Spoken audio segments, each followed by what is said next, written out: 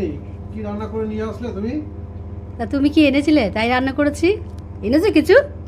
কি আননি মানে? আমি মাংস নিয়ে এসেছি, মাছ নিয়ে এসেছি, বাবা, তাহলে কি সব করতে হবে নাকি? কতগুলো সবজি নিয়ে এসেছি। তাহলে কি সব করতে হবে নাকি? আর সব কি কি করে তাই জিজ্ঞেস করো। আচ্ছা, কি কি করেছে? পরমশ এসেছে এখন শোনা, তাই তো? শুক্তো করেছো? শুক্তো?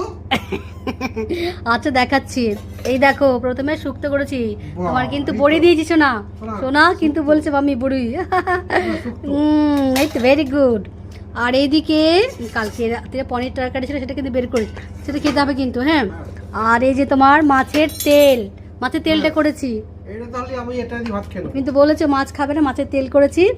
আর সোনার ফেভারিট কি করেছি সোনা? সোনার কি আজকে? এটা কি?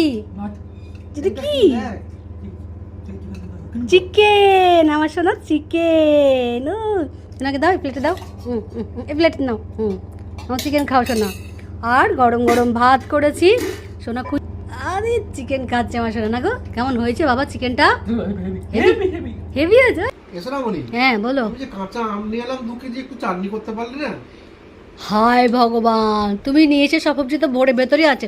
একবারও বলেছো যে আম নিয়ে এসেছি? দেখো আম আছে বলেছি তোমাকে। তাহলে তো আমি কাঁচা আমের চাটনিটা করতে পারতাম, দারুণ লাগতো বলো শোনা। চাটনি ভালো লাগে না বলো?